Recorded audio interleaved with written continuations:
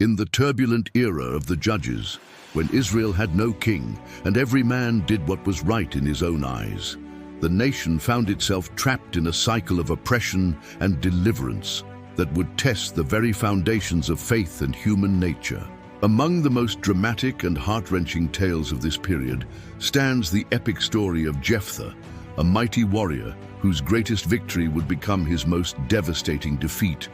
and whose rash vow would echo through the corridors of history as both a testament to divine power and a warning about the dangerous consequences of imprudent words spoken in desperation.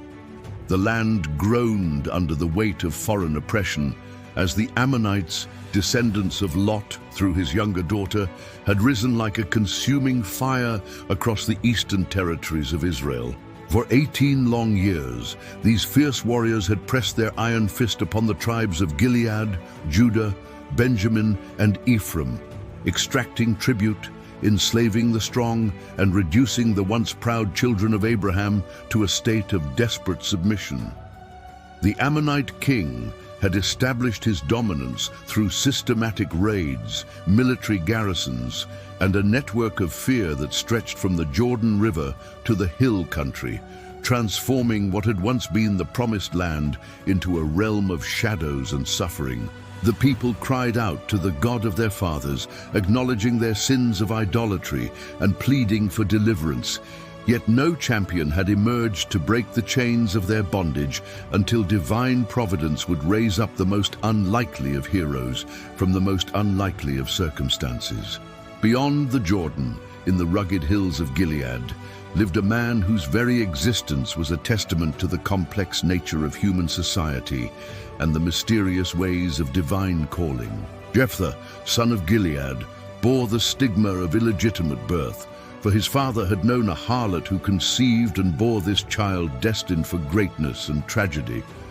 When Gilead's legitimate sons came of age, they drove their half-brother away with cruel words and violent threats, declaring that he would receive no inheritance among them because he was the son of another woman. Cast out from his family and his birthright, Jephthah fled to the land of Tob,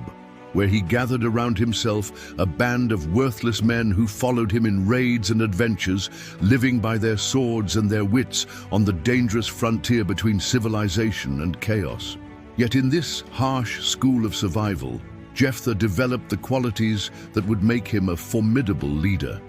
Courage in the face of overwhelming odds, strategic brilliance in military matters, and an iron will that could not be broken by adversity or rejection. As the Ammonite oppression intensified and their armies prepared for a massive campaign to completely subjugate the eastern tribes, the elders of Gilead found themselves facing a crisis that threatened their very survival. Their own forces were insufficient to resist the coming onslaught. Their alliances had crumbled under the weight of years of defeat, and their hope was nearly extinguished by the relentless pressure of their enemies. In their desperation, these same men who had allowed the expulsion of Jephthah now swallowed their pride and sent messengers to the land of Tob, seeking the very man they had rejected to become their deliverer. The irony was not lost on Jephthah, who confronted them with pointed questions about their sudden change of heart, reminding them of how they had hated him and driven him from his father's house in his time of need. Yet when they promised to make him head over all the inhabitants of Gilead if he would fight against the Ammonites, Jephthah saw the hand of providence in their offer and agreed to return, speaking his terms before the Lord at Mizpah in a solemn covenant that would bind them all to the consequences of what was to come.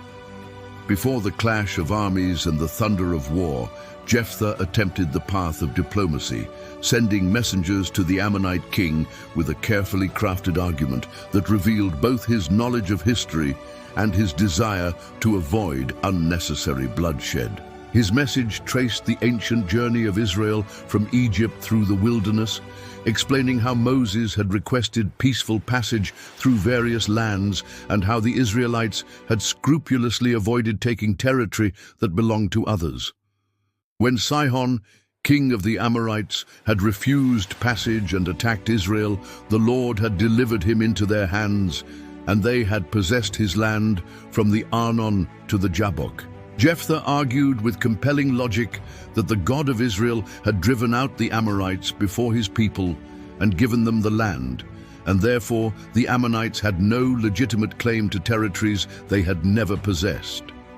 He challenged the Ammonite king to be content with what his god Chemosh had given him, just as Israel would possess what the Lord their God had given them.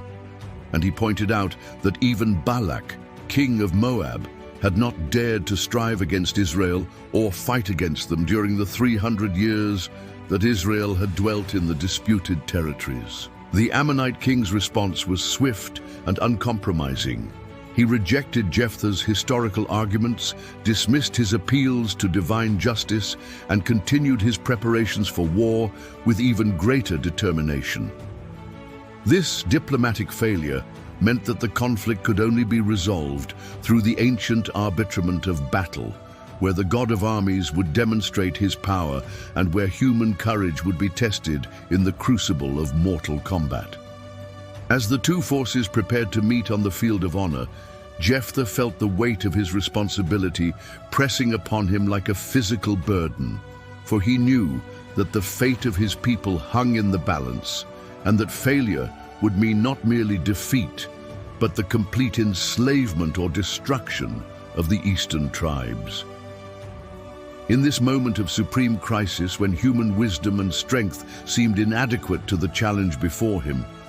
Jephthah made a decision that would transform his greatest triumph into his most terrible tragedy. Standing before the altar of the Lord, with the fate of Israel trembling in the balance, Jephthah made a vow that revealed both the depth of his faith and the dangerous imprudence of his desperation.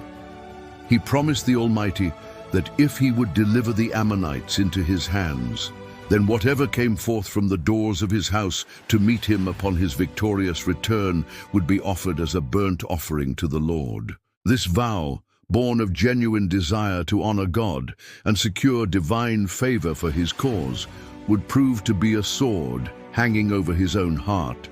For Jephthah had spoken without considering the full implications of his words, or the possibility that the price of victory might be higher than he was prepared to pay.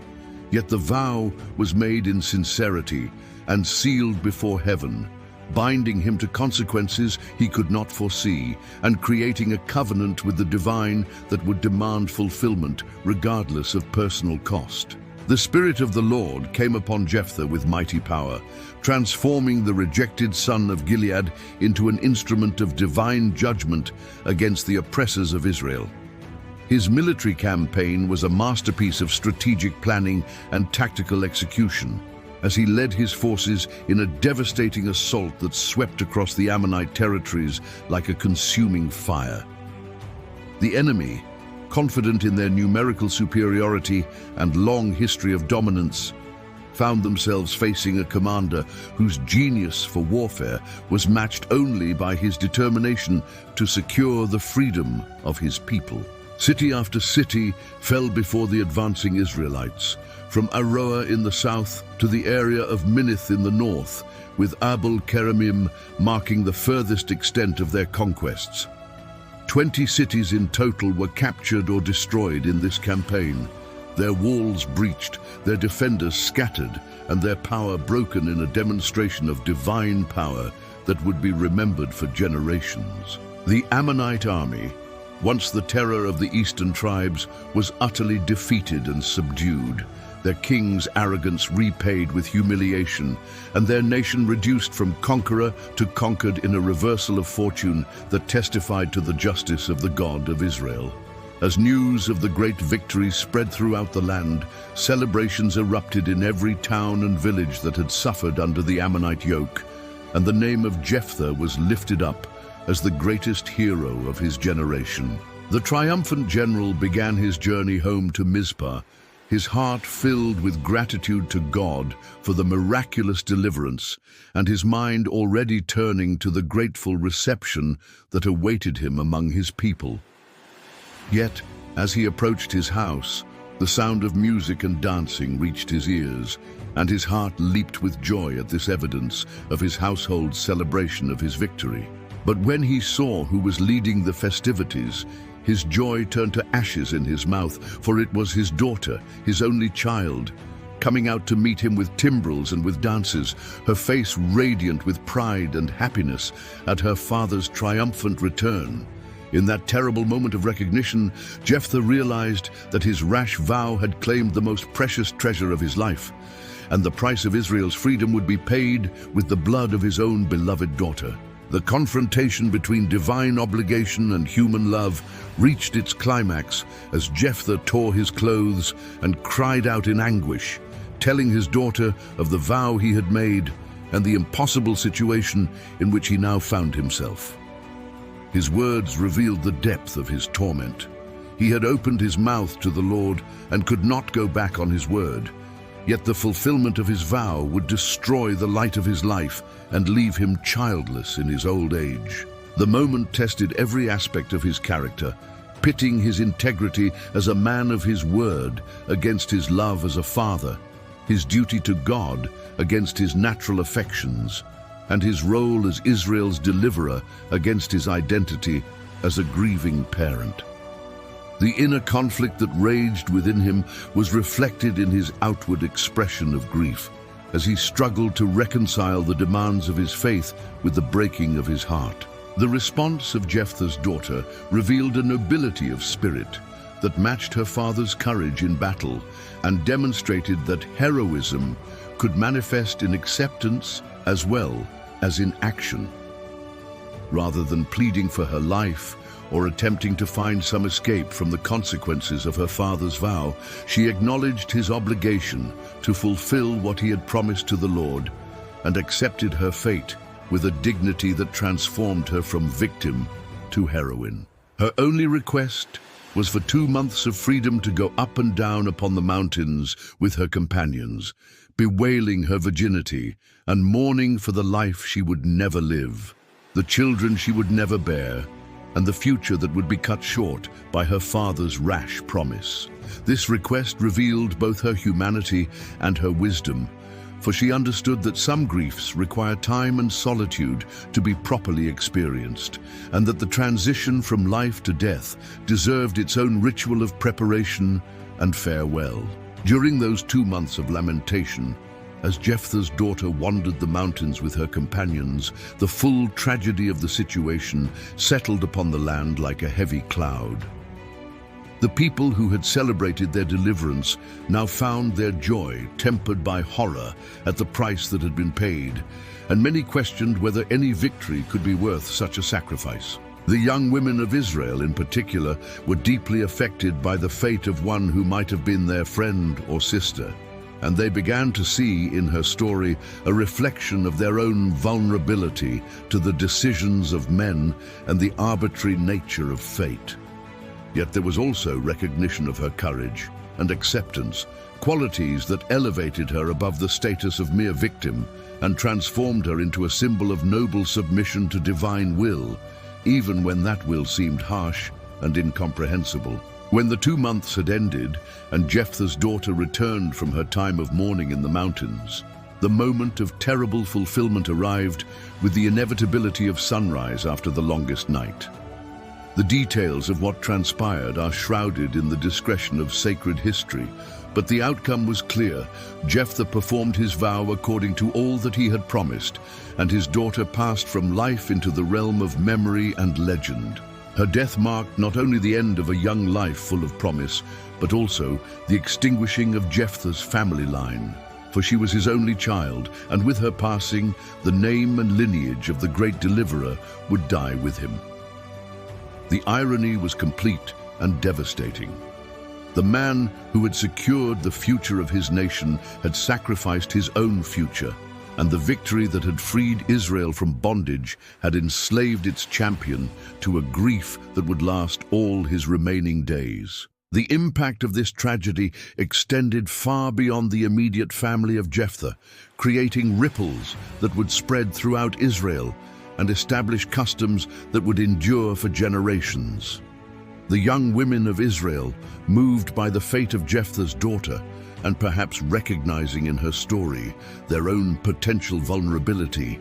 instituted an annual observance of 4 days during which they would go out to lament and commemorate her sacrifice. This custom served multiple purposes. It honored the memory of one who had died through no fault of her own. It provided a ritualized outlet for grief and solidarity among women, and it served as a perpetual reminder of the dangers of rash vows and the tragic consequences that could flow from imprudent words spoken in moments of desperation. The story became a cautionary tale passed down from generation to generation, teaching the wisdom of careful speech and the importance of considering the full implications of promises made in the heat of emotion or the pressure of crisis. The theological implications of Jephthah's story have resonated through the ages, raising profound questions about the nature of divine will, human responsibility, and the relationship between faith and wisdom. Some have argued that God never intended for human sacrifice and that Jephthah misunderstood the nature of proper worship, while others have seen in the story a test of faith similar to that imposed upon Abraham, though with a different outcome. The narrative forces readers to grapple with difficult questions about the binding nature of vows, the limits of religious obligation, and the tension between literal fulfillment of promises and the spirit of divine love and mercy. These theological debates have continued for millennia, with each generation finding new layers of meaning and new challenges to their understanding of divine justice and human responsibility. The legacy of Jephthah extends beyond the immediate tragedy of his daughter's fate to encompass broader lessons about leadership, sacrifice, and the complex nature of human heroism. His rise from rejected outcast to national deliverer demonstrates that God can use the most unlikely instruments to accomplish his purposes, while his tragic vow illustrates that even the greatest heroes are subject to human frailty and the consequences of imprudent decisions. The story serves as a reminder that victory in one area of life does not guarantee wisdom in another, and that the qualities that make someone an effective military leader may not translate into sound judgment in personal or religious matters. Jephthah's character embodies both the heights and depths of human nature, showing how the same person can be both deliverer and destroyer, both hero and tragic figure, depending on the circumstances and the choices they make. The narrative of Jephthah and his daughter also illuminates the position of women in ancient society and the ways in which they could exercise agency even within restrictive circumstances. Though Jephthah's daughter had no power to prevent her fate, her response to the situation revealed her own heroic qualities and her ability to transform a moment of victimization into an expression of dignity and noble acceptance. Her 2 months of mourning became a time of female solidarity and ritual preparation that honored both her impending death and her unrealized potential. While the annual commemoration established by the women of Israel ensured that her story would not be forgotten, but would continue to speak to future generations about courage, sacrifice, and the complex nature of divine providence. The story of Jephthah stands as one of the most complex and challenging narratives in the biblical account of the period of the Judges, defying simple moral categorization and forcing readers to grapple with the ambiguous nature of human heroism and divine purpose. It reminds us that even the greatest victories can carry within them the seeds of personal tragedy, that the line between faith and foolishness can sometimes be perilously thin, and that the consequences of our words and actions can extend far beyond our intentions or expectations. The epic war against the Ammonites, with its stunning military success and devastating personal cost, continues to speak to contemporary audiences about the nature of leadership, the importance of careful consideration before making commitments, and the recognition that some prices once paid can never be undone or recovered. If this epic tale of ancient warfare, divine intervention, and human tragedy has captured your imagination and deepened your understanding of biblical history, please consider subscribing to our channel for more compelling stories from the scriptures. Don't forget to like this video and share it with others who might appreciate these timeless tales of faith, courage, and the complex nature of human experience in relationship with the divine.